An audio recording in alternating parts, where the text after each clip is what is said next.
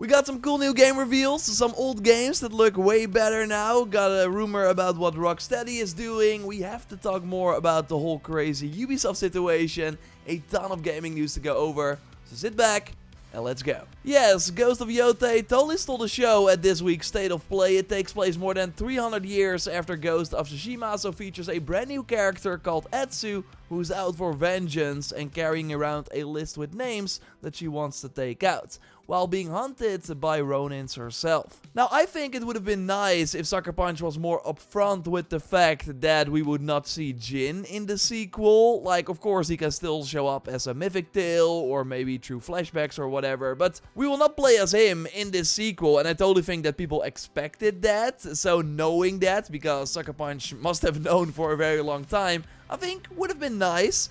Still, maybe they plan to return to Jin in the future, we will have to wait and see. As Etsu though, we get to explore Hokkaido, a lawless part of Japan during this time, the perfect setting, also because of the enormous Yotei volcano that we constantly see in the distance. Of course, this is also the first game that is being made from the ground up with the PS5 in mind, while of course the first one also launched on PS4, so we should expect many technical improvements as well. But I'm mostly hyped to toy around with the brand new weapons and combinations we see teased in the trailer. We, by the way, did an in-depth breakdown of that trailer with way more info, so if you haven't watched it yet, check it out via the link in the video description. But yeah, the game is coming out in 2025, although we know it won't be out before April, as Sony already said that they will not release any major existing PlayStation franchise titles before April 2025. Still, this, combined with Death Stranding 2 and Marathon, already makes 2025 solid for PlayStation Studios, but we learned that Sony actually has more planned for 2025.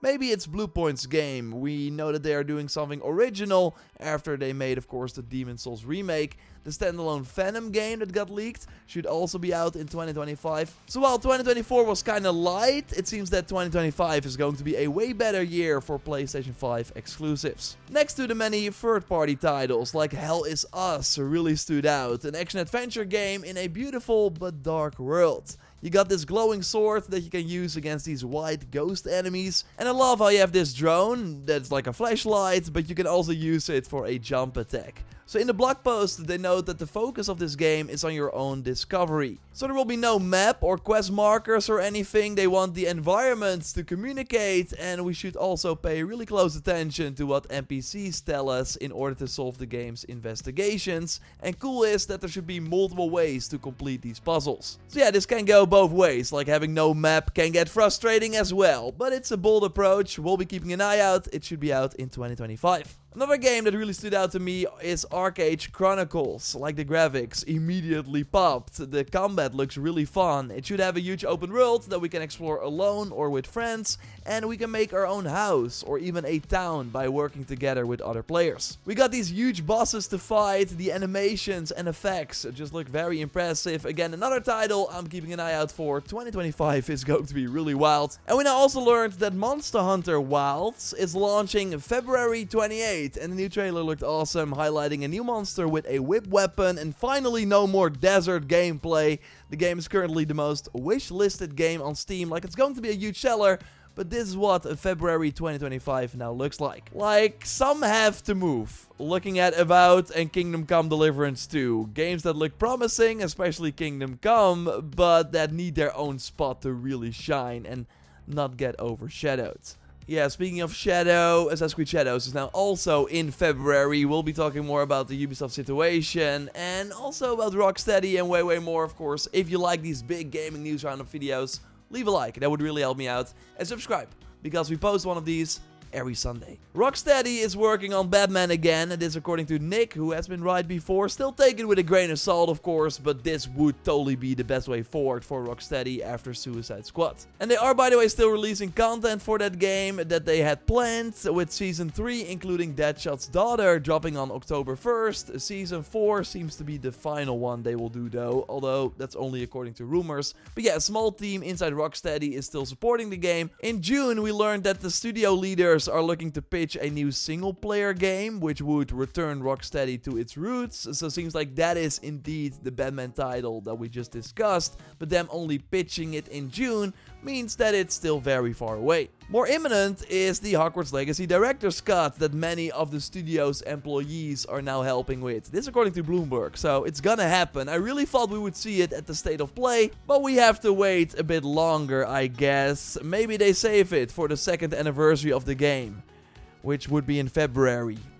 Maybe that's not smart. Please, no more games in February. And yes, there were other things also missing from the State of Play that I would have loved to see, like the Spider-Man 2 DLC. Now, Game Awards on December 12th is still an option for that, as this is also where Sony last year announced the God of War Ragnarok DLC out of nowhere. I'm holding out hope. I know some people have lost faith. Like, unless they completely change their strategy, it has to happen because there were way too many leaks about this DLC. And yes, the Days Gone remaster was also not here. I talked about it in last week's Sunday video, like it's happening, but that doesn't mean that it had to be in this State of Play to be real. It will just come later, because announcing that next to the Horizon Zero Dawn remaster in one show was probably not a smart decision. Because yes, we did see that, and it looks insanely good. We got a nice comparison here from El Analista The Bits. As expected, it's basically the Forbidden West graphics, but translated to Zero Dawn. It will also have DualSense support, improved sound, to use the Tempest engine of course on the PS5. It will have PS5 Pro support, so it can look even prettier, I guess. And one cool thing they did is re-record all the motion capture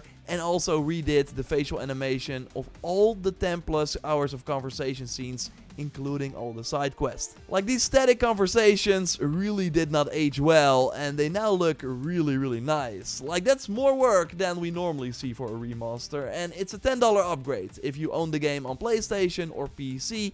And even if you got it for free during COVID with the Play at Home initiative. We also learned that your original save will work in this as well, which is kinda awesome. So yes, they're making it kinda hard to complain. Although, this is of course mostly for people who never played the original, and who might be, after playing the Lego game that got the November 14th release date, be like, hey, I now kinda wanna play the real thing, and then bam, this PS5 version is already available. That's why I predicted that it would be out in October, and here we are, but it's the same day as Dragon Age. Like Horizon and release dates, the curse does not stop. I really want to know who picks these release dates for these Horizon games.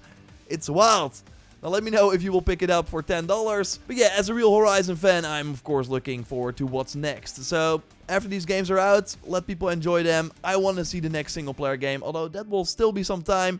We need to see that multiplayer game though, that has been in development for a really long time. I have a feeling 2025 might finally be the year. And in 2025, Ubisoft is making some big changes. For one, all their new titles will be day one on Steam again, next to Epic Games Store and the Ubisoft Connect launcher. In 2019, they moved away from that platform and would only bring them to Steam many months or sometimes even years after launch.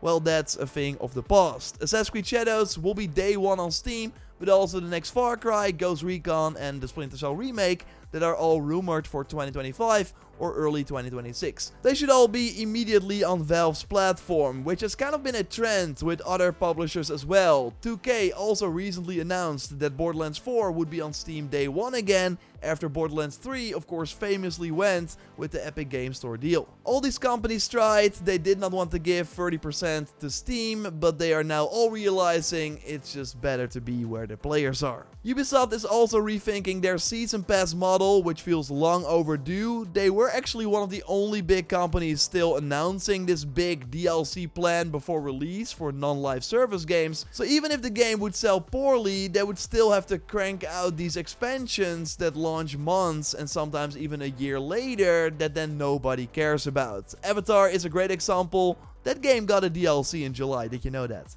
Well, it came and went, and it still has a big DLC planned for the end of this year that probably only tens of thousands of people will end up playing. Like, that game did not sell very well, but Ubisoft already sold the Season Pass, so they had to deliver on that content as well. And it's of course a bad look to before launch ask $130 for your game. Like, even if you have a cheaper standard version, you do create the sense that if you're not spending that insane amount, you get a lesser version of the game, which especially does not work anymore if other publishers are only doing a regular edition and a deluxe Deluxe Edition for $10 more with only some extra cosmetics. Like that has kind of been the industry norm right now. Well, Ubisoft is finally caving in. With Shadows there will just be one edition, the standard one, and if you pre-order that, you get the first expansion for free, which is kind of a big deal as they usually are $15 to $20 standalone. And previous pre-orders will, by the way, be refunded. I talked about this and way more in my more in-depth video on what this means for Assassin's Creed Shadows that you can check out via the link in the video description. Like here, I want to talk about Ubisoft more in the broader sense, because also things like the exclusive Season Pass missions or maybe the pre-order exclusive missions seem to be a thing of the past,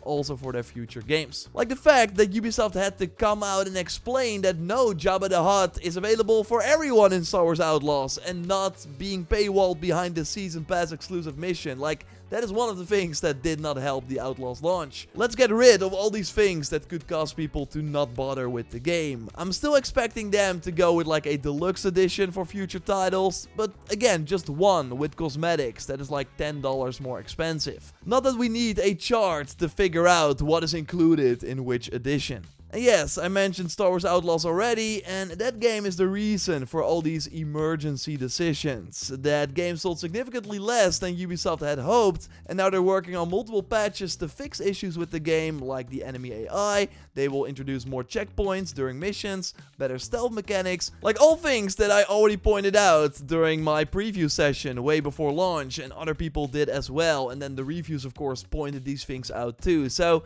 they must have known before putting the game out. Still great that they are fixing this. I totally think it would make the game a more enjoyable experience when all is said and done, but on the other hand, the issues with this game are really at the core. They simply focus too much on the graphics, the world, and the Star Wars feel that Outlaws totally nails. But they kind of forgot to make a compelling gameplay loop around that. Because nothing in the game that you do, you have not done before. It just has a Star Wars coat of paint on it. And that's kind of it. You also don't really progress as you keep playing. You're still the same weak character as when you started. Now, Ubisoft did say that they will make future decisions now all with gameplay first in mind. And it's kind of wild to say out loud. It's like, why aren't you doing that in the first place? You're making a game, right? But you really see with Outlaws that it was fidelity first as like the core focus. And that worked in the past for these movie games where people were like, oh, I want to live in that world, but that's just not enough anymore. And that's what we're seeing with both Avatar and Star Wars. So they are preparing a relaunch kind of for the game on November 21st. Then it will be out on Steam, and the first expansion Wildcard will then also release, and they will add new free contracts for everyone. They first also plan to launch the microtransaction store around this time as well, but I would not be surprised if that plan gets pushed, as they only need W's right now, and that would not help with this relaunch. Yes, a lot riding on Assassin's Creed Shadows to turn this all around, no pressure, but I think looking back on it, it might be kind of good that Star Wars Outlaws was their wake-up call, because now they can take the learnings and apply them to the franchise they actually own, which are way more important to them than something from Disney. Totally let me know your take in the comments. I will be following it here. Maybe we get the updated assets and information on the Assassin's Creed Shadows, like launch and what the plan is with the pre-orders, etc. I will keep you posted here. The Starfield DLC, Shattered Space, also launched this coming week, and I will totally be jumping in, so expect coverage on that on the channel. Let me know if you are jumping back into that game, and hopefully we finally have time to work on a video we wanted to do for a very long time. So stay tuned for that, and I hope there will be some other surprises this week. But yeah, it's already October, which is kind of crazy. And of course, the first Sunday video of October will launch at the end of this week. So subscribe to not miss it. A like on the video would really help me out. And check out our video on Greedfall 2. That is now in early access. We got an overview of everything you need to know. Watch it by clicking on the screen. I will speak to you very soon. Goodbye.